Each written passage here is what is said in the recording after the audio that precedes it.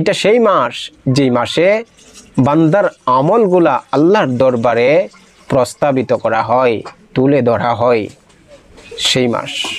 তো এখন প্রশ্ন আসতে পারে যে বান্দার আমলনামা আল্লাহর কাছে তুলে ধরা হয়। আমরা শুনেছি প্রত্যেক দিন তুলে ধরা হয়। হ্যাঁ, এটাও সঠিক। বান্দার আমলনামা আল্লাহর কাছে 3 স্টেপে তুলে ধরা হয়। আসসালামু আলাইকুম ওয়া রাহমাতুল্লাহি ওয়া বারাকাতুহু। সম্মানিত বন্ধুগণ, বর্তমান শাবান মাস চলে।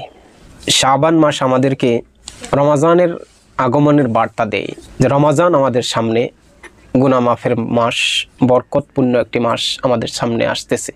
আসুন আমরা আলোচনায় যাই। শাবান মাস আসার পরে নবীজি সাল্লাল্লাহু আলাইহি সাল্লাম কি আমল করতেন?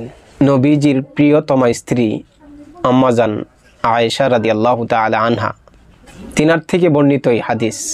তিনি বলেন, রাআইতু রাসূলুল্লাহ সাল্লাল্লাহু আলাইহি সাল্লাম ইস্তাকমালা সিয়ামা শাহরিন ইল্লা রমাজান ওয়া মা রাআইতুহু আকসারা সিয়ামান মিনহু ফি শাবান। তিনি বলেন, নবীজি সাল্লাল্লাহু আলাইহি সাল্লামকে রমাজান ব্যতীত অন্য কোনো মাসে 30টি রোজা, পুরা মাস রোজা রাখতে আমি দেখি নাই।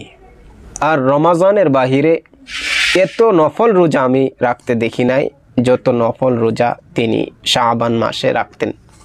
অর্থাৎ রমাজানের পরে শাবান মাসে অধিক পরিমাণে রোজা তিনি রাখতেন। শুধু রমাজান মাসটাই পুরা 1 মাস রোজা রাখতেন।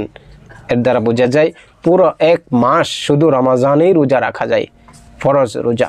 নবীজি সাল্লাল্লাহু আলাইহি সাল্লাম রমাজানের বাহিরে সবচাইতে বেশি রোজা রাখতেন শাবান মাসে।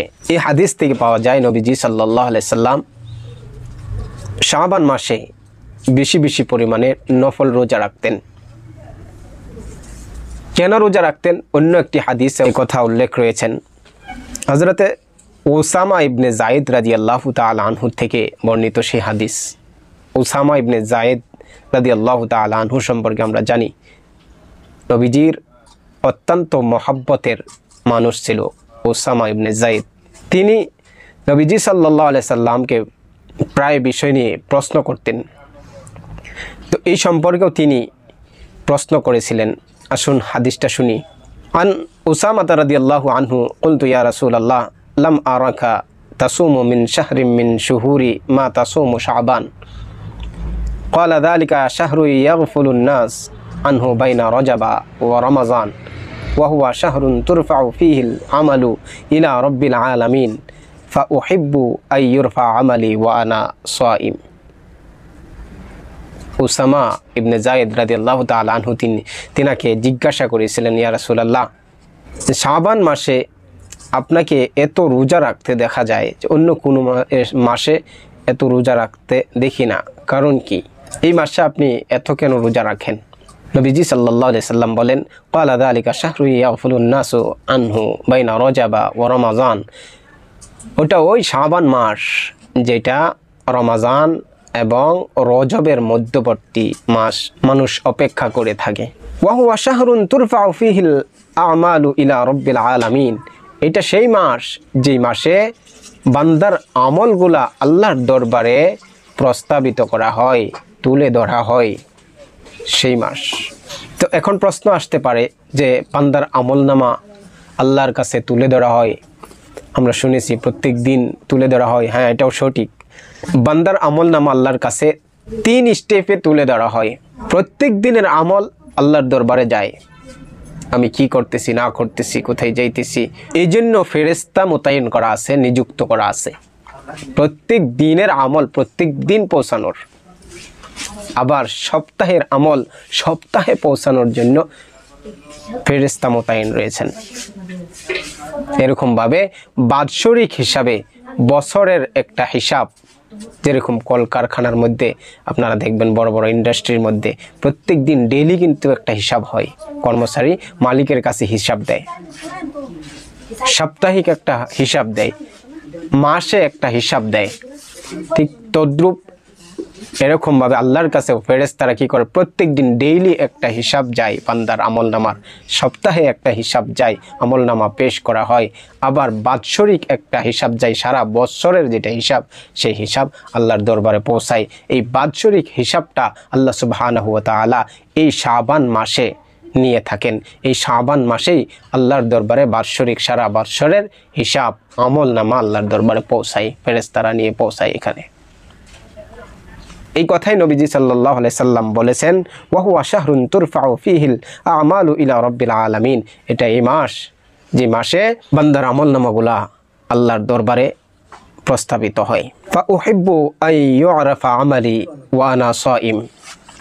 নবীজি সাল্লাল্লাহু আলাইহি সাল্লাম বলেন যে আমি এটা পছন্দ করি যে আমার আমল নামাগুলা এই সময় আল্লাহর দরবারে পৌঁছুক যে আমি রোজাদার, আমি রোজা অবস্থায় থাকি, এই অবস্থায় আমার আমলগুলা আল্লাহর দরবারে পৌঁছুক। তো এই হাদিস দ্বারাও বোঝা যায় যে নবীজি সাল্লাল্লাহু আলাইহি সাল্লাম শাবান মাসে অধিক পরিমাণে নফল রোজা রাখতেন। শাবান মাসের নফল রোজা দ্বারা কি ফজিলত, কি ফায়দা? এক তো এটা ফায়দা হবে যে আমার আমল নামাগুলা রোজা অবস্থায় আল্লাহর দরবারে পৌঁছবে। আরেকটা হলো দেখেন, কিয়ামতের ময়দানে ফরজ ইবাদতের মধ্যে যে ঘাটতি হবে, কমি হবে, ফরজ আমলগুলা, সেই আমলগুলার মধ্যে বান্দার নফল আমল, সুন্নত আমল মিলানো হবে। ফেরেশতাদেরকে বলা হবে, দেখো এই বান্দার কোনো নফল ইবাদত আছে কিনা, সুন্নত ইবাদত আছে কিনা, সেইগুলো আনো, এনে এই ফরজের ঘাটতিগুলা পুরা করো। আল্লাহ এই নফলের উসিলা করে, এই সুন্নতের উসিলা করে, ফরজের ঘাটতি পুরা করে আপনাকে উসিলা বানিয়ে আপনাকে জান্নাতে প্রবেশ করাবেন। এই জন্য এই নফল রোজাগুলা, সুন্নত রোজাগুলা, যেরকম ফরজ নামাজের মধ্যে আগে পরে সুন্নত আর নফল নামাজ রয়েছে, এই ফরজ নামাজগুলা, ফরজ নামাজের ঘাটতিগুলা এই নফল সুন্নত এগুলা দিয়ে পুরা করা হবে। তদ্রূপ রমাজানের রোজা ফরজ, এই ফরজ রোজার আগে পরে সুন্নত নফল রোজা রয়েছে, যেটা শাবান মাসের রোজা আগে রয়েছে, এরপরে রমাজান, রমাজানের পরে শাওয়ালের 6 রোজা।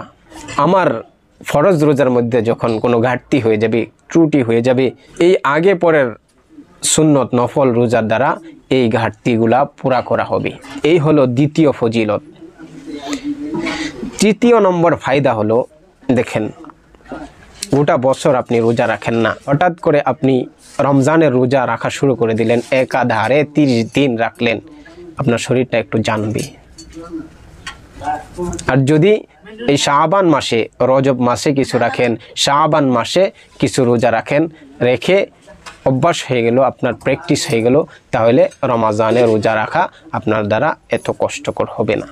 অনেক ফায়দা এই শাবানের রোজার, অনেক ফজিলত।